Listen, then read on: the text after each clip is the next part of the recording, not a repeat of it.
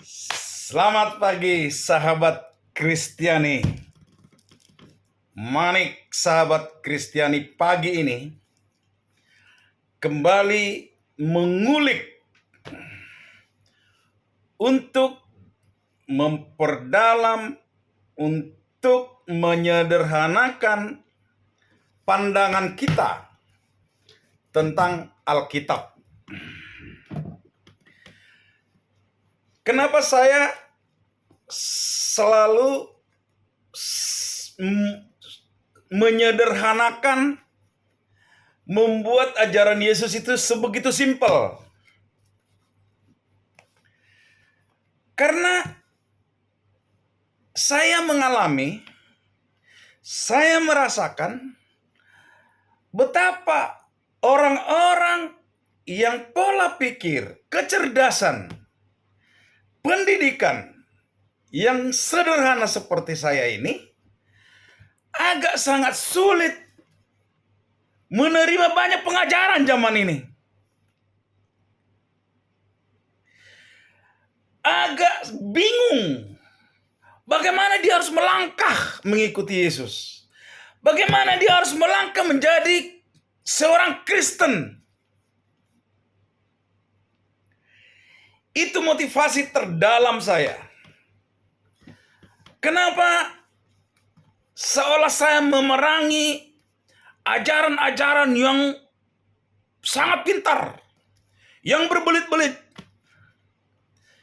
Karena Manik sahabat Kristiani hadir untuk sahabat-sahabatku, untuk Anda semua yang memiliki nasib yang sama, latar belakang yang sama dengan saya.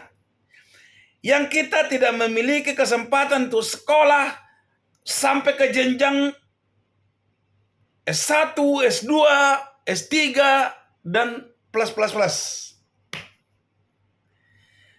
Saya datang hadir untuk mencoba membangun satu kepercayaan diri. Membangun satu pemahaman yang benar. Membangun satu jalan menjadi jalan yang lempang. Jalan yang sederhana untuk menjadi pengikut Kristus. Itu motivasi terbesar saya. Saya tidak sedang menentang siapa-siapa. Puji Tuhan, banyak orang memiliki kecerdasan yang luar biasa, kesempatan yang luar biasa, karena mereka memiliki satu jalan yang mudah dalam kehidupan mereka untuk menempuh semua itu. Tetapi semua hal yang mereka punya yang kita tidak punya, itu tidak bisa menghalangi kita untuk melangkah bersama. Untuk melangkah, menapak, menjalani kehidupan dengan baik di dalam Kristus. Menjadi seorang Kristen. Pagi ini, saya akan coba mengkulik satu topik yang membuat orang sangat ketakutan. Ini penting. Karena jangan sampai pemahaman orang tentang Alkitab ini membuat mereka takut melangkah, takut berbuat, takut berbicara, takut melakukan hal yang benar. Karena takutnya, karena ada satu ketakutan, dikoreksi orang, dinilai orang, itu gak penting. Kita berjalan sesuai dengan pemahaman kita. Nah, ada satu ayat yang membuat orang takut melangkah menjadi seorang Kristen. Kita akan menguliknya. Apa itu? Di dalam buku Matius, Yesus berkata begini. 1 iota pun tidak akan kurang dari hukum Taurat sampai hukum itu digenapi. Sampai hukum itu digenapi. Ini yang membuat orang takut. takut bicara. Ada lagi yang berkata, sampaikanlah firman dengan benar. Jangan kurang dan jangan lebih. Ini membuat ketakutan banyak orang. Apakah kata-kata itu benar-benar? Pemahaman kita yang membuat kita takut untuk melangkah. Pemahaman kita yang kadang membuat pola pikir jalan kita menjadi sulit. Bahkan membuat kita tersesat. Tidak tahu mau jalan bagaimana. Mau ngikutin jalan yang mana. Itu namanya tersesat. Mau ke sana nggak tahu, mau ke sana bingung. Manik, sahabat Kristiani, hari ini datang dalam mengkulik bahwa kita harus merdeka, kita bebas melakukan kebenaran. Jangan ada ketakutan. Benar Yesus berkata, 1 titik, 1 iota pun tidak akan terhapus, tidak akan hilang dari hukum Taurat sebelum hukum itu digenapi. Pertanyaannya, menurut pemahaman Anda sahabat Kristiani, sahabat Manik, sahabat Kristiani, hukum Taurat itu sudah selesai belum? Hukum Taurat itu sudah selesai atau masih berlangsung? Kalau Anda berkata bahwa hukum Taurat itu sampai sekarang masih berlangsung dan orang masih akan melakukan itu, itulah masalahnya. Dalam episode terdahulu di kulik di Manik sahabat Kristiani mengulik bagaimana perjanjian lama itu. Tuhan turunkan perjanjian lama itu bukan untuk menyelamatkan, tetapi membangun sikap seorang Kristen yang benar.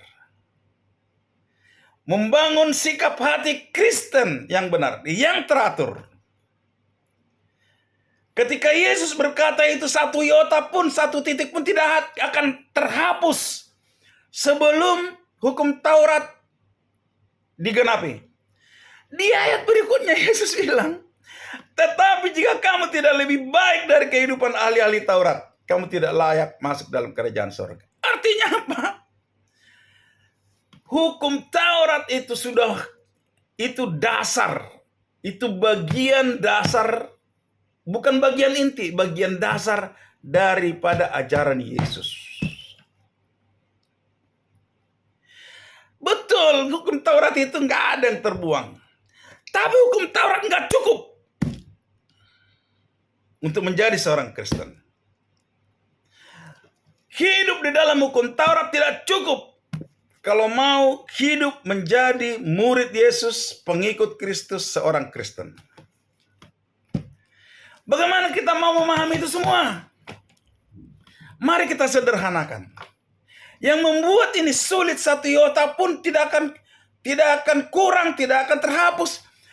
Banyak pengkhotbah, banyak pengajar, banyak ahli-ahli Alkitab zaman ini yang menafsirkan itu bahwa semua isi daripada firman Tuhan ini harus benar-benar ditepati, harus benar-benar sama. Bingung nggak saudara Kristiani? Dari perjanjian lama ke perjanjian baru sampai ke masa yang akan datang yang kita belum tahu, yaitu buku Wahyu. Kita harus lakukan itu secara tidak kurang 1 titik pun. Itu bukan maksud Yesus. Maksud Yesus, ajaran saya itu tidak hukum Taurat itu tidak lebih tinggi daripada ajaran saya.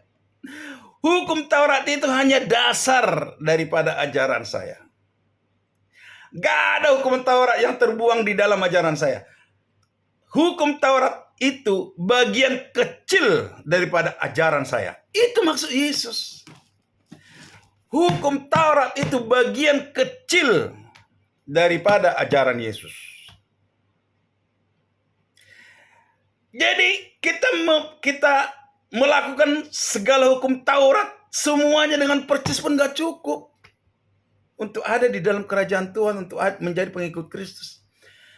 Itu itu maksudnya Yesus. Satu iota pun tidak hilang sebelum tergenapi. Yesus menggenapi hukum. Dan di dalam hukum Yesus, semua hukum Taurat itu tercantum di sana. Tidak sedikit pun hilang. Karena hukum Taurat itu adalah bagian kecil daripada ajaran Yesus. Hukum Yesus, hukum kasih. Di dalam itu, semua hukum Taurat harus ada. Harus ada hukum Taurat di dalam hukum kasih. Tidak ada orang bisa melakukan hukum Yesus tanpa mengikuti hukum Taurat. Tanpa manusia teratur, tanpa manusia memiliki sikap hati yang benar, tidak akan pernah mampu melakukan hukum Yesus, hukum kasih. Itu yang Yesus maksudkan. Lalu bagaimana? Apakah semua ini harus Alkitab ini harus kita ikuti? Ini Anda nggak perlu takut untuk berbicara seperti apa yang saya bicara. Ajaran Yesus di buku ini hanya ada 5 buku. Satu buku kita nggak usah sentuh karena itu masa yang akan datang, yaitu Wahyu. Kita nggak tahu. Namanya Wahyu itu belum ditepati, belum terjadi. Itu nanti akan terjadi ramalan-ramalan yang membuat kita sesat. Tetapi buku di sini ada 4 buku yang benar-benar menuliskan ajaran Yesus. Yaitu apa? Matius, Markus, Lukas, dan Yohanes. Matius, Markus, Lukas, Matius, Markus, Lukas, dan Yohanes.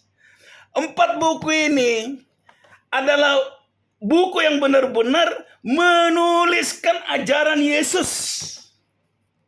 Menuliskan yang apa yang Yesus ajarkan masa hidupnya dituliskan di sini. Itu buku itu. Lalu bagaimana dengan buku Korintus, Roma, Galatia, segala macam, Yakobus, 1 Yohanes, 1 Petrus?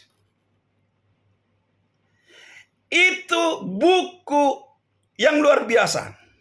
Tetapi itu buku adalah pemahaman, keyakinan iman mereka dari dasar ajaran Yesus.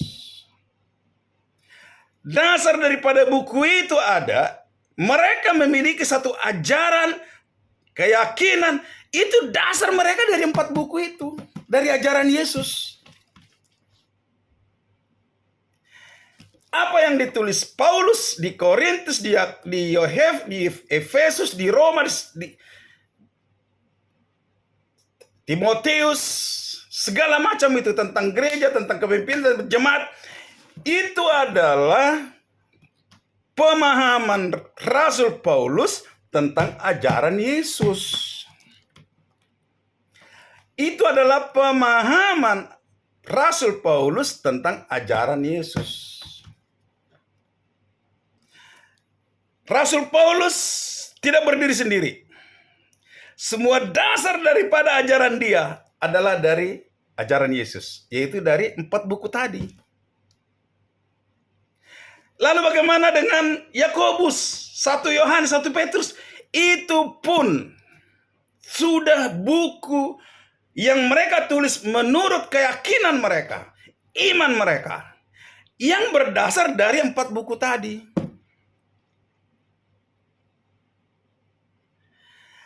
Tidak ada yang salah setiap orang menyatakan imannya. Tidak ada yang salah setiap orang menyatakan keyakinannya. Dan cara dia mencari Tuhannya, cara dia menemukan Tuhannya. Tetapi setiap orang itu yang ada di buku tadi itu, semua bersumber daripada ajaran Yesus. Dasar daripada keyakinan mereka adalah ajaran Yesus dari 4 buku tadi. Lalu yang membuat bagaimana yang membuat orang bingung? Meyakini, mengimani iman seseorang. Kita tidak lagi meyakini daripada ajaran Yesus, tetapi kita lebih fokus meyakini ajaran daripada iman seseorang, daripada iman seorang rasul.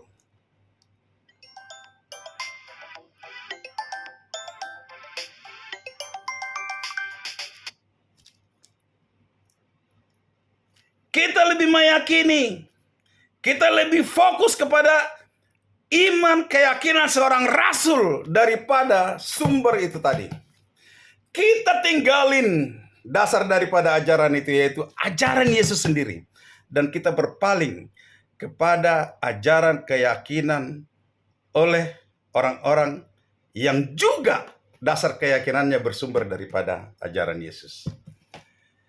Jadi kualitasnya itu, kita nggak tahu apa yang dipahami Paulus tentang apa yang dia ajarkan. Karena nggak semua yang kita tuliskan itu kita bisa menuangkan apa yang di hati, apa yang di pikiran kita di dalam tulisan. Itu yang membuat kita kadang bingung. Adalah Yakobus yang berkata, kalau tidak ada iman mati. Kita tahu nggak karakter seperti Yakobus? Bisa aja itu manusia hitam putih. Tapi Yesus hitam putih nggak? Salah nggak ajaran Yakobus? Nggak ada yang salah. Karena itu adalah cara dia memahami ajaran Tuhan. Tetapi apakah kamu mau hidup dari iman Yakobus? Saya sih enggak. Apakah iman Yakobus salah? Enggak. Itu karakter dia, itu cara dia menerima firman Tuhan dan cara hidup dia menjadi seorang Kristen. Enggak ada yang salah. Karena setiap kita akan menyerap, akan melihat ajaran Yesus itu sesuai dengan hati, sikap, dan karakter kita. Yakobus itu saya yakin itu hitam putih. Tidak. Kalau iya. Emang Yesus begitu? Nggak begitu. Bahwa memang kita harus ikut di jalan Tuhan, iya. Tapi kalau salah, kalau kita tetap masih jatuh dosa, emang begitu? Hitam putih? Enggak juga kan? Nah, sahabat Kristiani, jangan kita takut melangkah, berbicara kebenaran, mengajarkan apa yang kita yakini. Jangan takut dengan satu iota pun benar itu. Emang hukum Taurat itu nggak ada yang terbuang. Bahkan hukum Taurat itu harus ditambahi banyak hal lagi untuk bisa memahami ajaran Yesus. Jadi hanya untuk hukum Taurat itu nggak ada apa-apanya. Itu dasar. Karena itu nggak ada yang hilang. Sampai tergenapi. Ya Yesus adalah penggenapan hukum Taurat. Artinya hukum Taurat itu sudah nggak berlaku. Yang berlaku sekarang hukum Yesus. Nah, apakah kita harus belajar hukum Taurat? Harus. Hukum Taurat harus. Karena hukum Taurat adalah dasar sikap hati kita. Untuk kita teratur. Untuk kita memiliki sikap hati yang benar. Untuk kita bisa memahami ajaran Yesus. Harus belajar hukum Taurat. Tetapi hukum Taurat itu hanya dasar. Mengajar kita bersikap. Agar kita bisa melihat ajaran Yesus yang luar biasa itu. Ajaran Yesus yang hebat itu. Harus memiliki satu sikap dasar hati yang baik. Yang luar biasa. Perlu belajar hukum Taurat. Jadi saudara Kristiani, sekali lagi saya berkata, jangan takut. Bicarakan yang benar. Kita diberikan kemerdekaan untuk melakukan kebenaran. Bila pengkhotbah kita, pendeta kita melakukan ABCD, amin. Kita semua belajar itu. Tapi kita tidak harus ikut itu. Bahwa kita harus belajar dari siapapun. Dari pendeta, dari pengajar, dari siapapun kita bisa belajar. Kita ambil apa yang sesuai dengan dari keempat buku tadi yang kita imani, yang kita pahami. Tapi kita tidak harus melakukan apa yang mereka katakan. Kita harus punya iman sendiri. Kita harus punya pemahaman, keyakinan, dan cara hidup sendiri di dalam Tuhan. Ada 4 buku tadi yang kita bisa belajar lebih dalam dan lebih dalam, lebih dalam dan lebih dalam.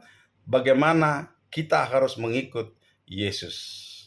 mengikuti Yesus, mengikuti ajarannya, mengikuti firman-Nya.